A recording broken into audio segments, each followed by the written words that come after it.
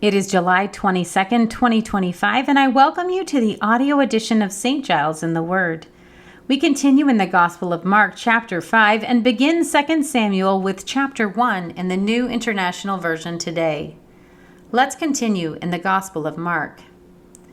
They went across the lake to the region of the Gerasenes. When Jesus got out of the boat, a man with an impure spirit came from the tombs to meet him. This man lived in the tombs, and no one could bind him anymore, not even with a chain.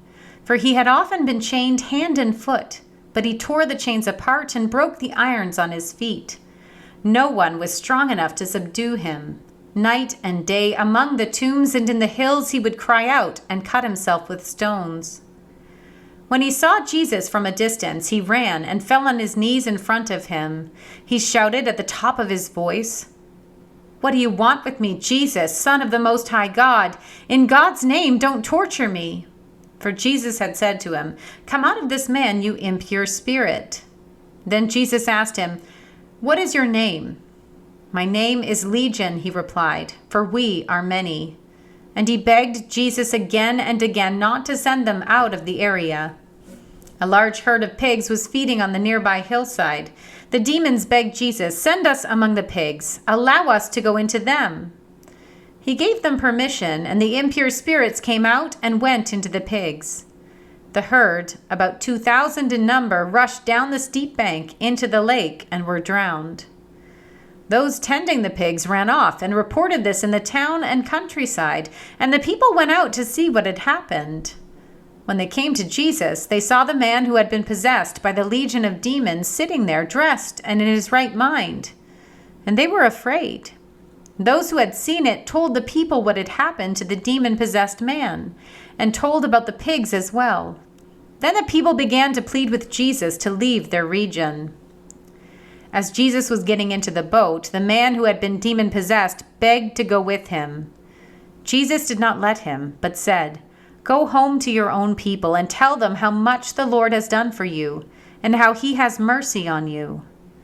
So the man went away and began to tell in the Decapolis how much Jesus had done for him, and all the people were amazed. When Jesus had again crossed over by boat to the other side of the lake, a large crowd gathered around him while he was by the lake. Then one of the synagogue leaders named Giles came, and when he saw Jesus, fell at his feet. He pleaded earnestly with him, "My little daughter is dying. Please come and put your hands on her so that she will be healed and live." So Jesus went with him.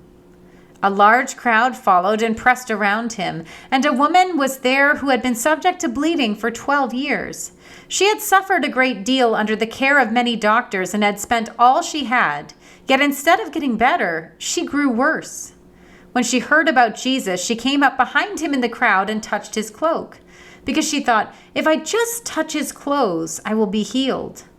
Immediately her bleeding stopped, and she felt in her body that she was freed from her suffering. At once, Jesus realized that power had gone out from him. He turned around in the crowd and asked, "Who touched my clothes?" "You see the people crowding around you," his disciples answered, "and yet you can ask, 'Who touched me?'" But Jesus kept looking around to see who had done it. Then the woman, knowing what happened to her, came and fell at his feet and, trembling with fear, told him the whole truth. He said to her, "Daughter, your faith has healed you. Go in peace and be freed from your suffering." While Jesus was still speaking, some people came from the house of Giles, the synagogue leader. "Your daughter is dead," they said. "Why bother the teacher anymore?" Overhearing what they said, Jesus told him, "Don't be afraid, just believe." He did not let anyone follow him except Peter, James, and John, the brother of James. When they came to the home of the synagogue leader, Jesus saw a commotion with people crying and wailing loudly. He went in and said to them, "Why all this commotion and wailing? The child is not dead, but asleep." But they laughed at him. After he put them all out, he took the child's father and mother and the disciples who were with him and went in where the child was. He took her by the hand and said to her, "Talitha cum," which means, "Little girl, I say to you, get up." Immediately, the girl stood up and began to walk around. She was 12 years old. At this, they were completely astonished. He gave strict orders not to let anyone know about this and told them to give her something to eat. We turn now to 2 Samuel. After the death of Saul, David returned from striking down the Amalekites and stayed in Ziklag 2 days. On the 3rd day, a man arrived from Saul's camp with his clothes torn and dust on his head. When he came to David, he fell to the ground to pay him honor. "Where have you come from?" David asked him. He answered, "I have escaped from the Israelite camp." "What happened?" David asked. "Tell me." "The men fled from the battle," he replied. "Many of them fell and died, and Saul and his son Jonathan are dead." Then David said to the young man who brought him the report, "How do you know that Saul and his son Jonathan are dead?" "I happened to be on Mount Gilboa," the young man said, "and there was Saul leaning on his spear with the chariots and their drivers in hot pursuit. When he turned around and saw me, he called out to me, and I said, 'What can I do?' He asked me, 'Who are you?' 'An Amalekite,' I answered. Then he said to me, 'Stand here by me and kill me. I'm in the throes of death, but I'm still alive.' So I stood beside him and killed him because I knew that after he had fallen, he could not survive. And I took the crown that was on his head and the band on his arm, and have brought them here to my Lord." Then David and all the men with him took hold of their clothes and tore them. They mourned and wept and fasted till evening for Saul and his son Jonathan, and for the army of the Lord and for the nation of Israel, because they had fallen by the sword. David said to the young man who brought him the report, "Where are you from?" "I am the son of a foreigner, an Amalekite," he answered. David asked him, "Why weren't you afraid to lift your hand to destroy the Lord's anointed?" Then David called one of his men and said, "Go strike him down." So he struck him down, and he died. For David had said to him, "Your blood be on your own head. Your own mouth testified against you when you said, 'I killed the Lord's anointed.'"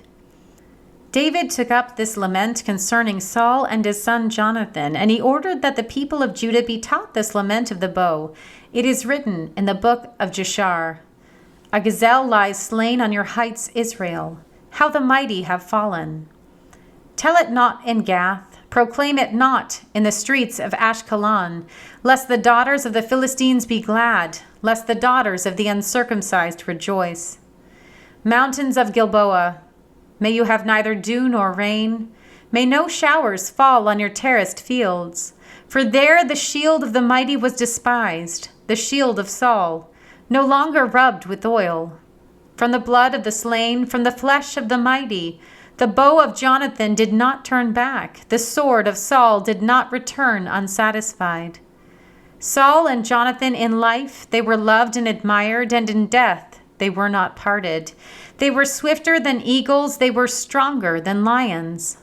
Daughters of Israel, weep for Saul, who clothed you in scarlet and finery, who adorned your garments with ornaments of gold. How the mighty have fallen in battle. Jonathan lies slain on your heights. I grieve for you, Jonathan, my brother. You were very dear to me. Your love for me was wonderful, more wonderful than that of women. How the mighty have fallen. The weapons of war have perished. Here ends our reading for today.